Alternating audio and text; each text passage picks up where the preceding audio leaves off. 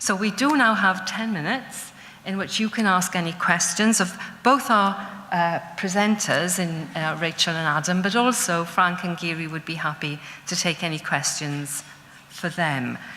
Marie has a roving mic, so does anybody want to start the questioning? Marie, I'm afraid you're going to walk briskly across the room. Can you just say who you are? And if you've got a general question or whether it's to a particular member. Thank you. Okay, I'm Sandra Williams. I'm a school nurse in Powys. And I just wondered, I wanted to ask Dr. Shankar, the number of abortions that were on the slide, does that include, or can we add to that, those that take place out of Wales but the residents are in Wales? Sorry, thank you. No, I think the data that we have presented is the ones that happen in Wales. We haven't added the ones outside. Well, because for Powys, obviously there's a lot of residents that would be accessing across the border. Yes, yes, I do.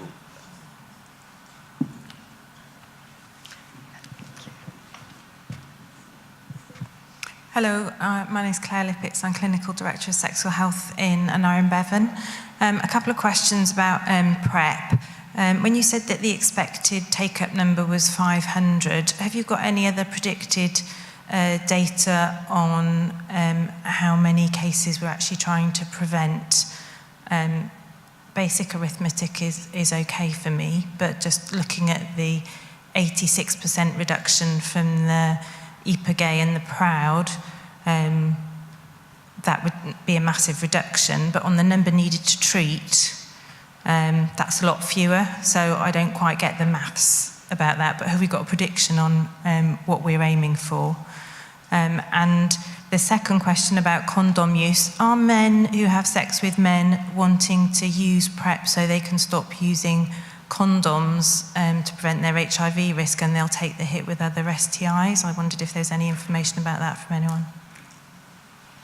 I'll take them in reverse order, actually. With regard to condom use, I think the one thing we're missing at the moment is the qualitative data. We've got a lot on the quantitative that's fed in through the systems. We need to investigate a bit more people's attitudes, which I think is what we're going to look for in the next couple of years, certainly. So I think that will only come out in that, is when we have these qualitative interviews. Taking the first question, the 560 figure was taken, there was a survey done with Paul Flowers and colleagues in Scotland, which included Welsh residents.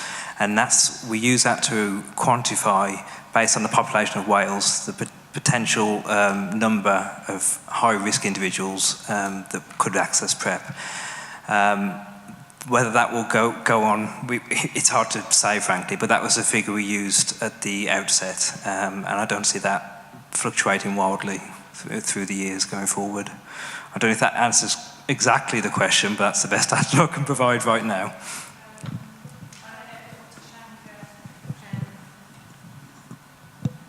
Whenever I need numerical data, I do ask public health people, but I don't know the difference. If you have an 86% reduction of, say, 140 HIV diagnoses for a year, then that takes you to a very small amount, so you're hitting 20 or 30 cases instead. But if you use a number needed to treat, then you're only taking out, reducing by 30 cases and not by 120 cases. So that, to me, I don't get the arithmetic and what we're calculating, because that's really important when we're then looking at the economic evaluation of a 3-year programme.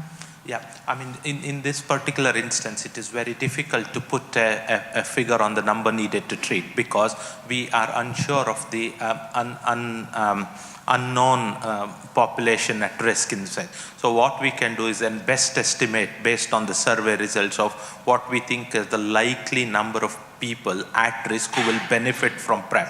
But what actually will be the translation of effectiveness of use of PrEP in that particular high-risk population is what we will monitor in this 3-year period of the study. But the All Wales Medicines Strategy Group has already looked at the cost effectiveness of PrEP, and that was the initial recommendation made to Cabinet Secretary, that for the level of incidence that we have in Wales at the patented price of the product Truvada, what was then, it would not be cost effective at that time. But still the decision to go ahead was made on the grounds of ethical reasons, that if there is an effective treatment available, it should be offered to the population. But we all are very well aware that the patent will come off soon, and then the pricing of the drug will come down, and which will be much more accessible. But still, what is the cutoff? We draw a line for cost effectiveness is going to be difficult, because the incidence of HIV in our context is small. So it can't just be the conventional economic argument cannot be used, I don't think, in this. But anyway, the next 3 years will give us much more data. Rachel, do you want to add anything? Yeah.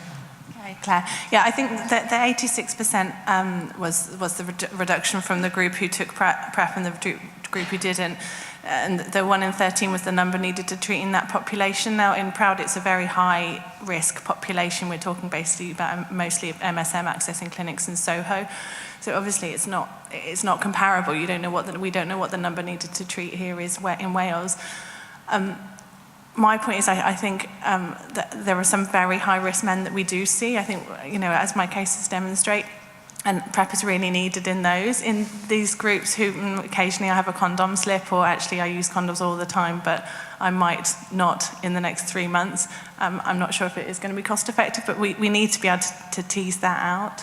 Yeah. We'll take one more question. It's not a question, it's a comment following on about PrEP. My name's Olwen Williams, I'm president of BASH, and because I kind of look after sexual health for all of the UK at the moment, I have access to information from Public Health England. The commissioners in England have been told to start planning for commissioning PrEP in England, even though they're only 6 months into their trial. So it looks like, regardless of what the evidence, this is going to be, Wales has been cutting edge, along with Scotland, in introducing PrEP. From a qualitative point of view, one of the things that I'm finding in my own clinics is the impact it's having on the well-being of my slightly older men who have sex with men.